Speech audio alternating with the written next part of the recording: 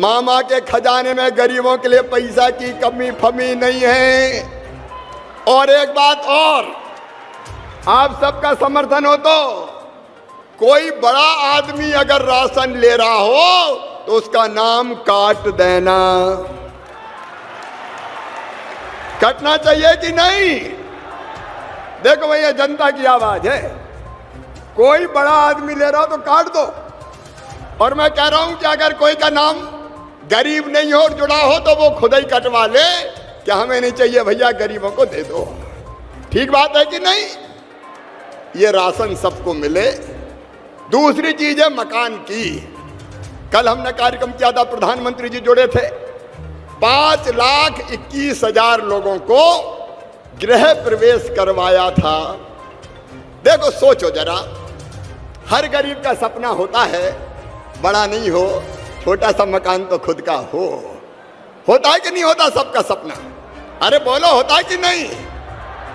इतने साल हो गए आजादी के बाद, कितने वर्षों कांग्रेस ने शासन, और एक पाप और कमलनाथ ने किया।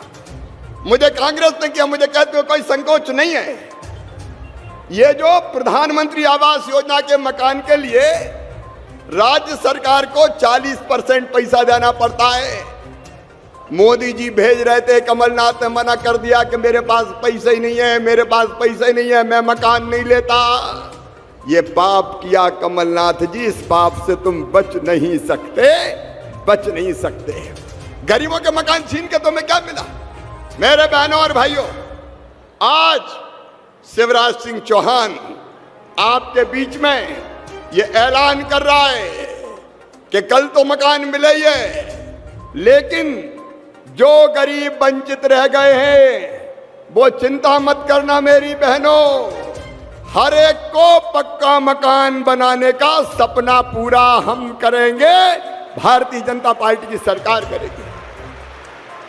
लेकिन एक बात और इसमें मैं जोड़ रहा हूं, पूरे प्रदेश के लिए जोड़ रहा हूं।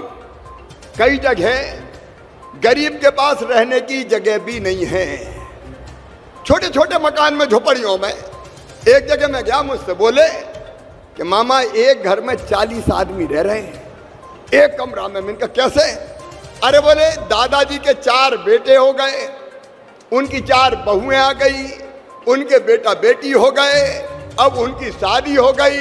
बताओ मामा, रहें तो कहाँ रहें? तो सुन लो मेरे बहनों और भाइयों, एक क्रांतिकारी फैसला अपने सब गरीबों के लिए, जिनके पास रहने का आशियाना नहीं है, जगह नहीं है, उनको गांव में पट्टा देके रहने की जमीन का मालिक बनाऊंगा, बिना जमीन के नहीं रहने दूंगा।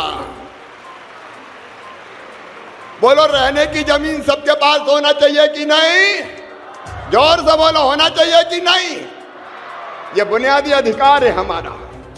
अरे भगवान ने पैदा किया है तो इतनी जमीन के टुकड़े का तो हक है कि अपने रहने की लायक जमीन उसकी हो।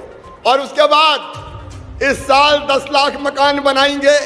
10,000 करोड़ रुपया बजट में हमने रखे हैं। कितने रुपया रखे हैं बजट में? 10,000 करोड़ रुपया। कितने रखे हैं? और बोल के बताओ, कितने रुपया रखे हैं?